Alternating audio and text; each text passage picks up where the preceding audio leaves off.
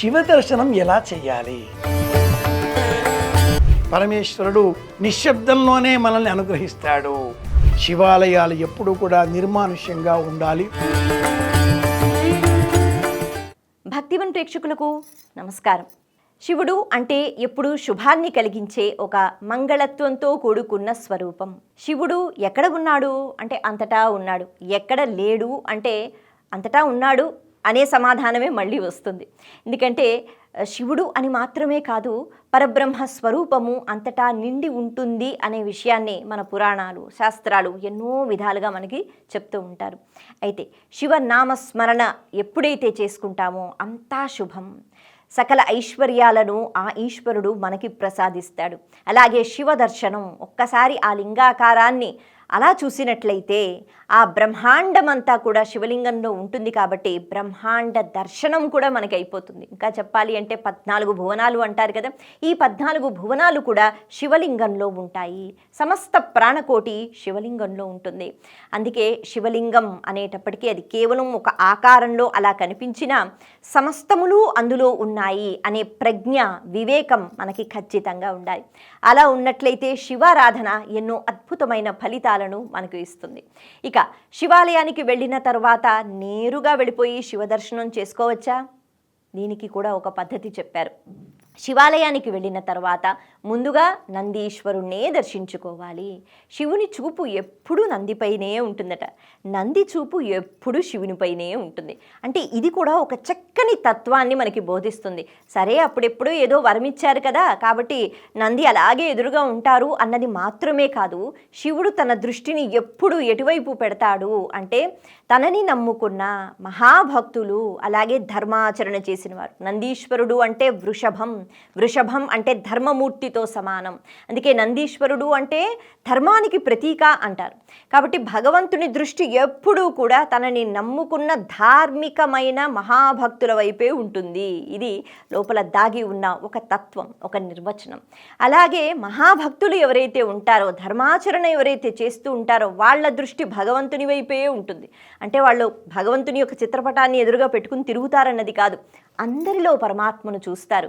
ఏది చేసినా భగవంతుడు నన్ను చూస్తున్నాడు కదా అనే ఒక ఆలోచనతో చేస్తూ ఉంటారు.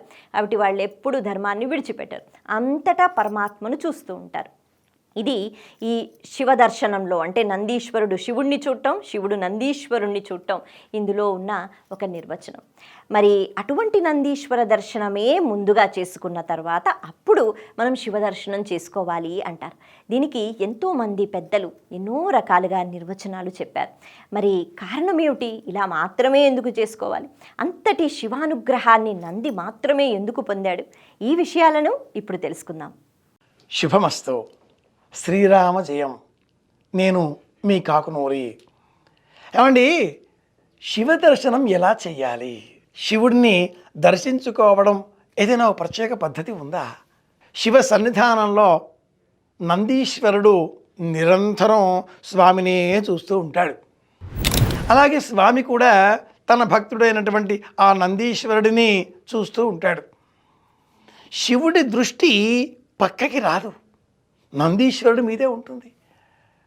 అలాంటి సమయంలో ఆ నందీశ్వరుడి 2 కొమ్ములు పట్టుకొని అలా కొమ్ములు పుచ్చుకొని తాకినట్లయితే నందీశ్వరుడికి ఆగ్రహం రాదు, వస్తుంది. కనుక ఆనందం కలిగించే విధంగా ఆ నందీశ్వరుడి తోక వృషణములను స్పృశిస్తూ నిమురుతూ అలా అలవోకగా ఆ వృషణములపైన చెయ్యి ఉంచి, కుడి చెయ్యి ఉంచి, ఎడమ చేతిని ఆ 2 కొమ్ముల మధ్యలో ఉంచి ఈ మధ్యలో నుంచి చూస్తే పరమేశ్వరుడు ముక్కంటి, 3 కందులు గలవాడు. ఆ 3వ కంటిలో అగ్నిహోత్రమే ఉంటుంది. మన్మధుడినే దహించినటువంటి ఆ మహాదేవుడి ఆగ్రహం లేదా రుద్రతత్వం మనకు తెలియనిది కాదు కదా. నమస్తే రుద్రమన్యవ ఉతో తైషవే నమః. రుద్రుడు అంటే రుదంద్రావయతి, ప్రళయకాలంలో అంతా లీనం చేసుకునే ఆ మహాదేవుడు. హే రుద్రా, నీ కోపానికో నమస్కారమయ్యా. ఇది నమ్మకంలో మొదటి మంత్రం అర్థం. మన్యువు అంటే కోపం. హే రుద్రా మన్యవ, నీ కోపానికో నమస్కారమయ్యా. నీ కోపానికో నమస్కారం అయ్యా, నీ కోపానికో నమస్కారం అయ్యా. ఇలా చెబుతూ ఆ రెండు కొమ్ముల మధ్యలో నుంచి మనం స్వామిని చూస్తే నందీశ్వరుడి పైన తదేక దృష్టిని నిలిపి ఆ నందీశ్వరుడినే చూస్తున్నటువంటి ఈశ్వర దృక్కులు కొంచెం అలా పైకి వచ్చి ఎవరి భక్తుడు మనల్ని కూడా చూస్తాయి. ఆ చూపులు మన పైన పడడంతో మనం పునీతులం అవుతాం, శివానుగ్రహం లభిస్తుంది. శివ దర్శనం ఇలా చెయ్యాలి. అయితే ఆఘమేఘాలపైన పెద్ద పెద్ద బారులలో జనాలంతా కూడా వస్తున్న సమయంలో ప్రధాన శివాలయాలలో కాళహస్తి, శ్రీశైలం, ఇలా కాశీ, రామేశ్వరం, సుప్రసిద్ధ ద్వాదశ జ్యోతిర్లింగాలు, పంచారామ క్షేత్రాలు, ఎక్కడికి వెళ్ళినా కూడా లక్షల కోట్ల మంది ఉండేటటువంటి సమయంలో ఇంత తీరిగ్గా మన ఇంట్లో ఉండే ప్రయత్నం చేద్దాం. మన వీధిలో దగ్గరలో ఉండే శివాలయానికి వెళ్ళే ప్రయత్నం చేద్దాం. శివుడు జనాలని కోరుకోడు.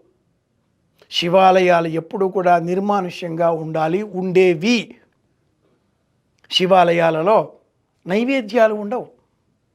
శివాలయాలలో పెద్ద పెద్ద ఊరేగింపులో ఉత్సవాలు ఉండవు.